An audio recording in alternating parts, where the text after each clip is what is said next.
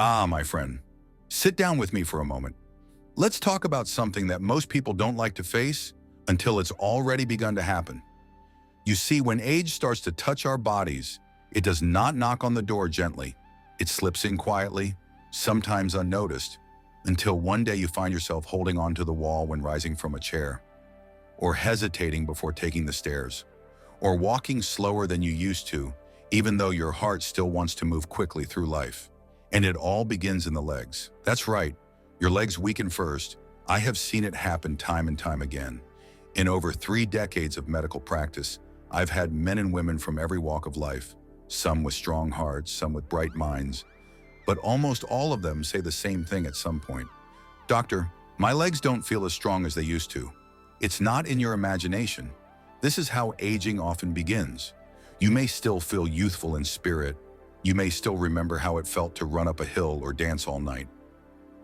But the legs are where time makes its first quiet move. Now let me explain why this happens. After the age of 50, we begin to lose muscle mass.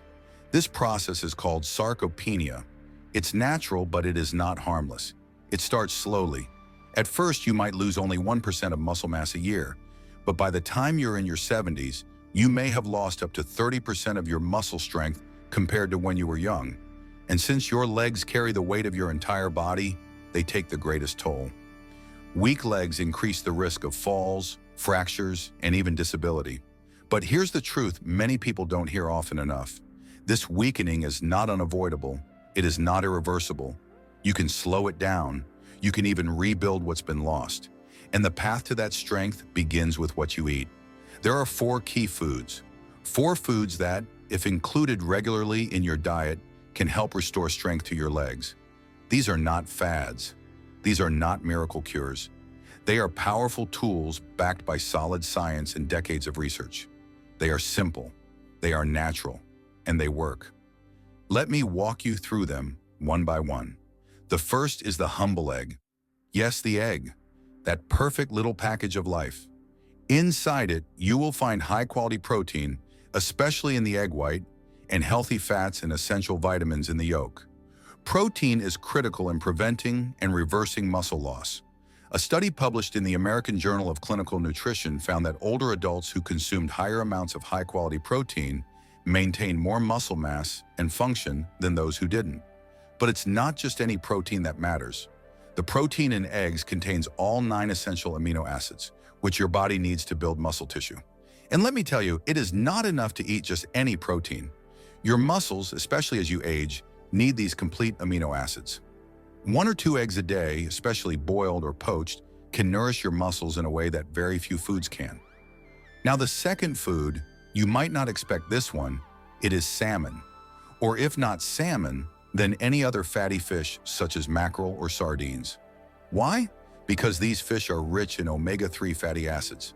And you may have heard omega-3s are good for the heart and brain, but what many people don't know is that omega-3s also fight inflammation in your muscles. As we age, low-grade inflammation creeps into the body. It's invisible, but it's there, eating away at your strength little by little. Research from the Journal of the International Society of Sports Nutrition has shown that omega-3 supplementation can increase muscle protein synthesis in older adults. In plain words, that means your muscles respond better to the food you eat and the exercises you do. And salmon is one of the richest natural sources. Just 1 serving of salmon 2 or 3 times a week can change how your legs feel when you walk. The third food is not animal-based at all. It is a plant, a tiny green one, spinach. Yes, spinach. You might smile and think of cartoons, but this leafy green is more than just childhood legend. Spinach is rich in nitrates. Nitrates help improve blood flow, and good circulation is critical for your leg strength. Your muscles need oxygen. They need nutrients, and all of that comes through your blood. A fascinating study conducted by researchers at the Karolinska Institute in Sweden showed that dietary nitrates from vegetables like spinach can significantly improve muscle performance, particularly in the legs. Beyond nitrates, spinach also offers magnesium and potassium, which are essential for muscle contraction and nerve function. If your legs cramp often or feel tired after minimal exertion, chances are you're not getting enough of these minerals.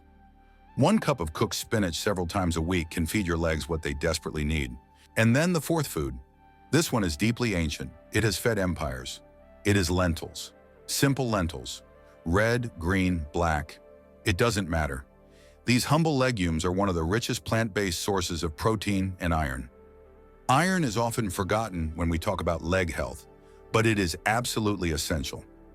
Your red blood cells carry oxygen to your muscles through hemoglobin, and hemoglobin is built from iron. If you are low in iron, your legs feel weak, not because the muscles are damaged, but because they are being starved of oxygen. A study in the Journal of Nutrition showed that older adults with higher dietary iron intake had significantly better walking speeds and muscle function. Lentils, in addition to being rich in iron and protein, are full of fiber, which supports digestion and helps your body absorb nutrients more effectively. I recommend eating lentils at least 2 or 3 times a week. Combined with a bit of lemon juice to help absorb the iron, they can do wonders. Now, I know what some people may be thinking. Can 4 foods really make that much of a difference? And I tell them this: it is not just about the food itself. It is about the message you are sending to your body. When you nourish your muscles, your body listens. When you choose strength every day in small ways, the body answers. These 4 foods are not only about nutrients, they are about action, they are about hope. I have watched 80-year-old patients who could barely climb 3 steps regain the ability to walk half a mile without help. I have seen trembling legs grow steady again.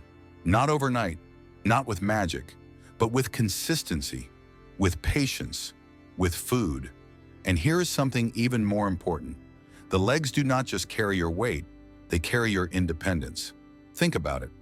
What is the first thing a doctor checks when evaluating whether an older adult can live alone? Mobility, balance, gait. If your legs are strong, your life is fuller. You move where you want. You reach the bathroom in time. You walk with confidence to the store. You get up from a chair without hesitation. That is freedom. That is dignity. And it all begins with how you take care of your legs. But don't just eat these foods. Make them part of your story. Boil your eggs in the morning and feel proud. Grill your salmon and savor the richness of what it brings. Stir your spinach into warm meals and bless your body with its gifts. Cook your lentils with garlic and onions and let them strengthen the roots of your being. Food is more than fuel. At this stage in life, it becomes medicine.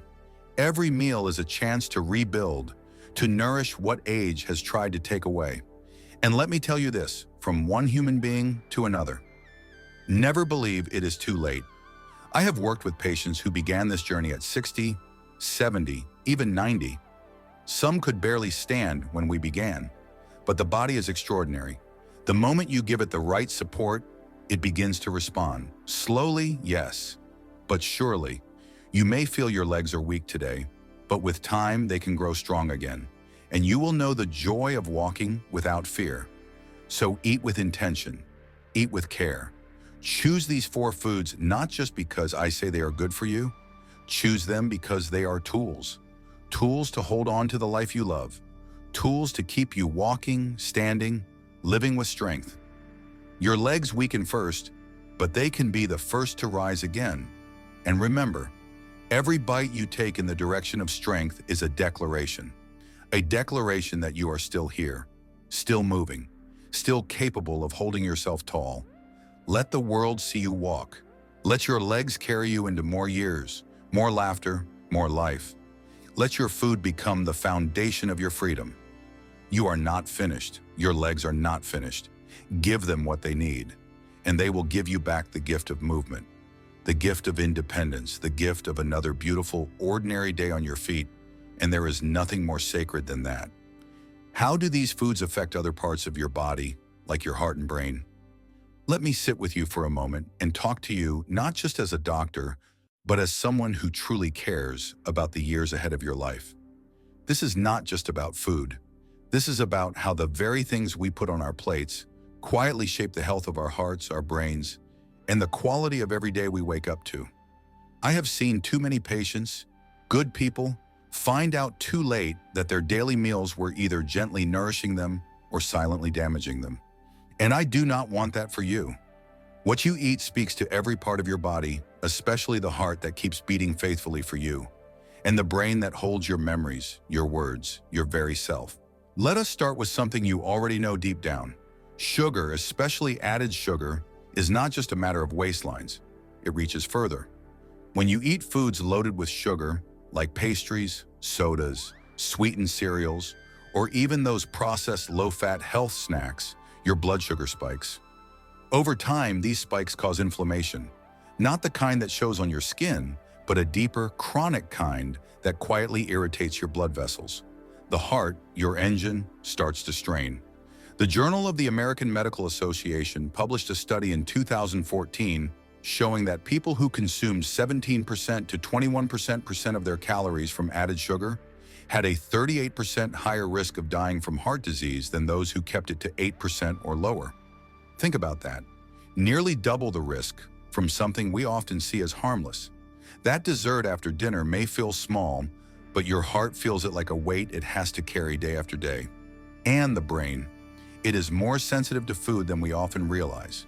Your brain needs energy, yes, but not in the form of sharp highs and sudden crashes.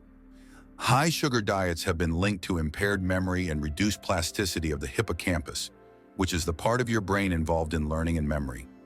In one study from UCLA, rats fed a high fructose diet struggled to remember their way through a maze. Their brain cells were literally not talking to each other as well. Now imagine that playing out slowly in a human brain, year after year. But it is not just about avoiding the bad. It is about choosing the good. Omega-3 fatty acids found in fatty fish like salmon, mackerel, and sardines are some of the most protective foods for your brain and heart. I often tell my patients that eating fish twice a week is not just advice, it is medicine. The American Heart Association has been saying this for years. These healthy fats help lower triglycerides, reduce blood pressure, and prevent the buildup of plaque in your arteries. But here is something even more remarkable. A study published in the journal Neurology showed that older adults with higher levels of omega-3 in their blood had larger brain volumes. Specifically, their hippocampus, the memory center, was physically larger. That matters, because as we age, brain shrinkage is part of what leads to cognitive decline. So yes, that grilled piece of salmon is doing more than feeding you. It is preserving the very fabric of who you are. Now let us talk about something many people eat every day without thinking. Processed meats, bacon, sausages, deli meats. I know these are familiar and easy, but they are not innocent. These meats are high in saturated fat, sodium, and nitrates. Over time, they raise blood pressure and stiffen arteries. The World Health Organization has classified processed meats as a Group 1 carcinogen. That is the same category as tobacco. But beyond cancer, studies have shown consistent links between processed meat and heart disease. In one large Harvard study that followed over 100,000 people, just one serving of processed meat a day was associated with a 42% higher risk of heart disease. And for the brain? High sodium from these meats contributes to vascular dementia, where small vessels in the brain are damaged, reducing blood flow and starving the brain slowly. But do not worry, you are not helpless in all this. Small changes add up like coins dropped in a jar. Fruits and vegetables, especially leafy greens like spinach, kale, and broccoli, are rich in antioxidants, vitamins, and fiber. They feed the heart with what it needs to stay flexible and strong. A large study from Rush University in Chicago found that people who ate 1 to 2 servings of leafy greens per day had the cognitive abilities of someone 11 years younger. 11 years. Imagine having 11 more good years with a sharp mind, all from something as simple as a daily salad. Whole grains also deserve your attention. Brown rice, oats, quinoa, barley. These are not just fillers. They are steady, reliable sources of energy and fiber. They help regulate blood sugar, lower cholesterol, and reduce inflammation. A study in the journal Stroke showed that people who consume more whole grains had a significantly lower risk of stroke, which is one of the leading causes of both heart failure and brain injury in older adults. And then there are nuts. Almonds, walnuts, pistachios. These little things are powerhouses. They contain healthy fats, protein, and vitamin E, which has been shown to protect brain cells. In the Nurses' Health Study, women who consumed nuts regularly showed better cognitive scores over time. Walnuts in particular seem to have a unique connection to brain health. Their shape even resembles the brain, and maybe nature is trying to tell us something there. Now let me share something that many forget: hydration. Your brain is nearly 75% water. Even mild dehydration can affect memory, mood, and attention. Older adults often feel less thirsty even when their bodies need more fluid. So drink water regularly. Herbal teas, broths, and even water-rich fruits like watermelon and cucumber help. Do not wait to feel parched. Think of every sip as a quiet act of care for your brain. I want to end with something simple. Eating is not just survival, it is communication.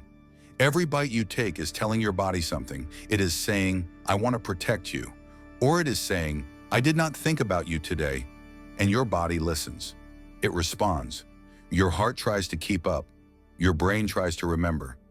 So give them what they need: real food, simple food, food with life still in it. This is not about being perfect, it is about being aware. If you swap even one sugary snack for a handful of berries, or trade a salty, processed meal for a warm vegetable soup, you are already healing. The changes may feel small today, but they echo through your heartbeats and ripple through your memories. And maybe, just maybe, you will walk a little longer, think a little clearer, and stay with the ones you love for more good days. That is the truth I have seen over and over in my years of practice, and that is what I want for you. A heart that stays strong, a brain that stays bright, and a life that feels whole. It begins with what you eat today.